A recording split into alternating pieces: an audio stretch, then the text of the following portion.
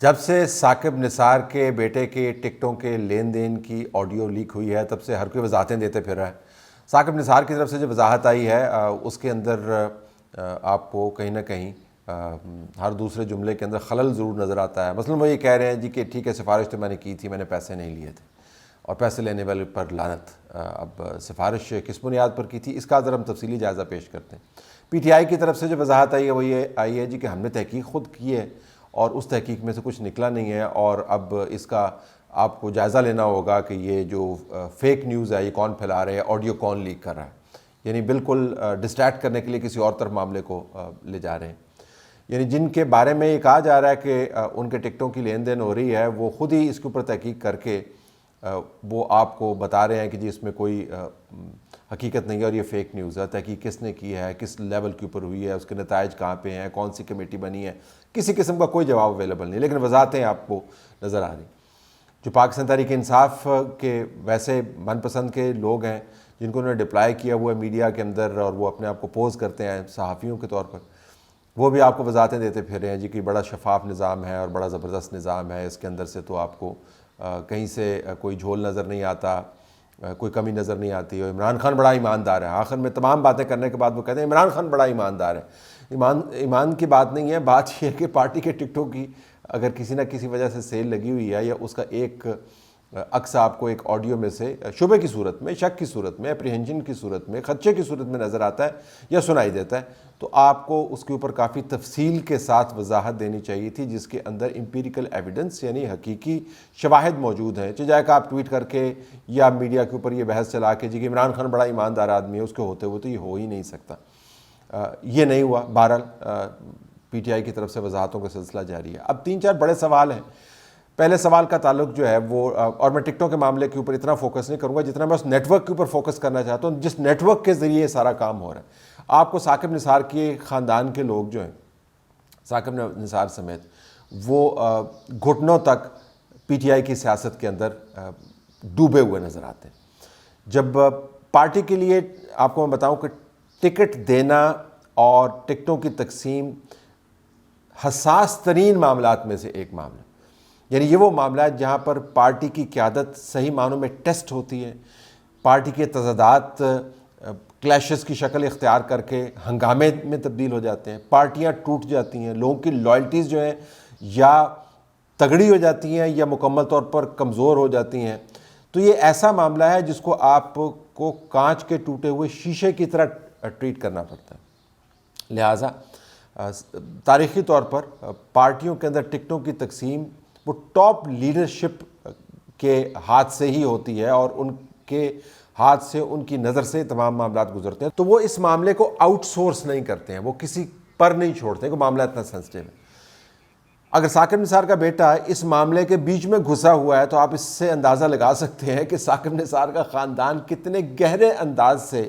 پاکستان تحریک انصاف کی سیاست کے اندر گھسا ہوا ہوگا کہ وہ ٹکٹوں کی تقسیم کے معاملے پر اثر انداز ہو رہا ہے ممکنہ طور پر۔ اب اگلا جو سوال ہے اس سے زیادہ کروشل ہے کہ یہ جو قربت ہے، یہ جو محبت ہے، یہ جو الفت ہے، یہ جو اندر خانے کے نیٹ ورک کے اندر اس کی الجھنوں کے باوجود، اس کے مسائل کے باوجود گھر کے اندر بیٹھ کے معاملات جو طے کر رہے ہیں، یہ 2 سال میں تو نہیں ہوا ہوگا، 3 سال میں بھی نہیں ہوا ہوگا، یہ ایک طویل المدت الفت اور محبت ہے، یہ طویل مدت اکٹھ ہے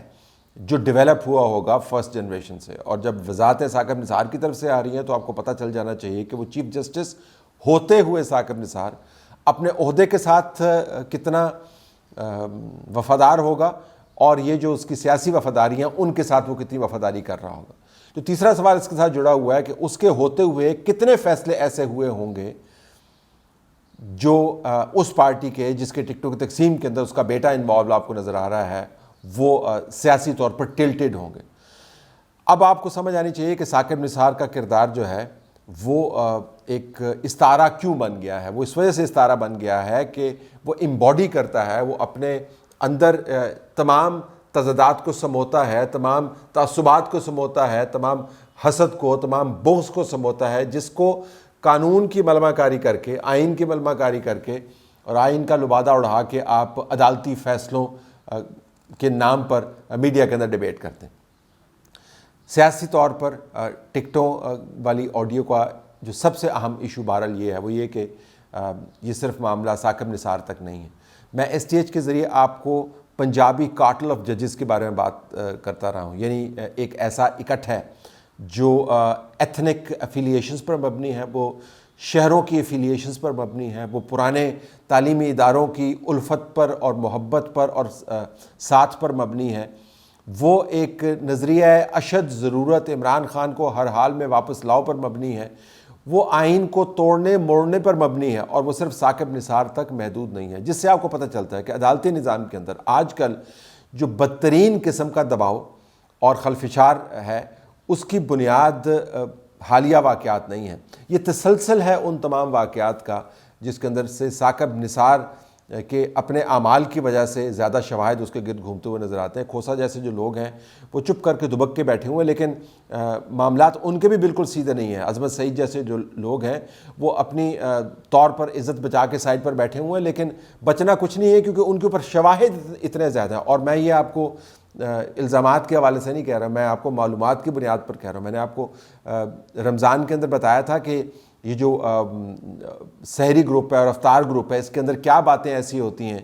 کہ وہ باتیں عدالتی فیصلوں کے ساتھ مطابقت رکھنے لگ جاتی ہیں، یا عدالتی فیصلے ان باتوں کے ساتھ مطابقت رکھنے لگ جاتے ہیں۔ پھر آڈیو لیک سامنے آئی ہیں آپ کو پتہ چلا کہ سحر گروپ اور افطار گروپ جو ہے وہ کس کے سحر میں مبتلا ہے، اور وہ کس کے ساتھ بیٹھ کر افطاریاں کرتا ہے، اور کس کو افطاری سے بالکل اٹھا کر کفر کے خانے میں ڈالنا چاہتا ہے اور ملک بدر کرنا چاہتا ہے۔ آپ کو پتہ چل گیا، اور یہ بھی میں آپ کو معلومات کی بنیاد پر بتا رہا ہوں کہ یہ جتنے لوگ اس کارٹل کا حصہ ہیں ایک ایک کر کے ان کے نام سامنے آئیں گے، لیکن جب تک ان کے نام سامنے آئیں گے اور جب تک ان کی اولادوں کے نام سامنے آئیں گے، جب تک ان کے اعمال سامنے آئیں گے، تب تک پاکستان کے اندر ایک بدترین خلفشار ڈیولپ ہو چکا ہوگا۔ تو آج کل کے عدالتی معاملات جو نقطہ میں آپ کے سامنے رکھنا چاہتا ہوں اس کو آپ بالکل صرف اس تک محدود نہ رکھیں کہ ایک جج تھا، اس کے بیٹے کی ایک آڈیو آئی، اس میں پتہ نہیں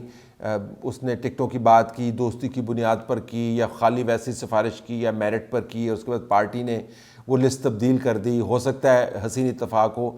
صرف معاملہ اتنا نہیں ہے، معاملہ یہ بھی دیکھنا ہے کہ جب آپ خاص جماعت کو فیور کرنے کے لیے آئین کی مستند اور تشریح سے ماورا شکوں کو ایسے تبدیل کرتے ہیں کہ دوسری جماعت کا فائدہ ہوتا ہے۔ جو لوگ اپنے ضمیر کے مطابق ووٹ دینا چاہتے ہیں ان کو صرف اپنی نشستیں نہیں کھونی پڑتی، ان کا ووٹ بھی کاؤنٹ نہیں ہوتا اور ڈسکوالیفائی بھی ہوتے ہیں۔ پھر آپ حکومتیں تبدیل ہوتے دیکھتے ہیں، پھر آپ مقدمات کے اندر ضمانتیں دیکھتے ہیں، پھر آپ آئین کو بروئے کار لے جاتے ہوئے دیکھتے ہیں ان منصفین کے ہاتھوں میں جن کی آڈیوز موجود ہیں، جن کی ویڈیوز موجود ہیں، جن کے بیانات موجود ہیں، اور آخر میں آ کے ملک کو ایک عدالتی بحران کے حتمی نقطے کے اوپر کھڑا ہوا دیکھتے ہیں۔ تو آپ کو اس کو تمام چیز کو تسلسل سے دیکھنا چاہیے۔ ثاقب نثار کے بیٹے کی جو آڈیو ہے وہ اس سیاسی لنکیج کی ایک قسم ہے، وہ ایک بہت بڑے نیٹ ورک کا ایک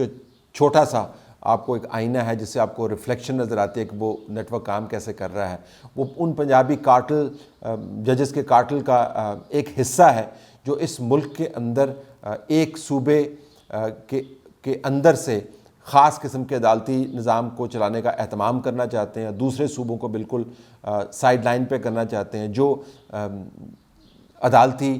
صفوں کے اندر اپنے من پسند کے لوگ پچھلی صفوں سے بلا کے آگے کھڑا کرنا چاہتے ہیں، اور جو وہاں پر موجود ہیں میرٹ کے اوپر ان کو دھکا دے کے وہاں سے نکالنا چاہتے ہیں۔ یہ تمام کا تمام خلفشار جو ہے آپ کو اس آڈیو لیک کے زاویے سے ابھر کے سامنے نظر آئے گا۔ اگر آپ یہ لینز استعمال کریں کہ اس گفت و شنید کی جڑیں کہاں تک پھیلی ہیں اور اس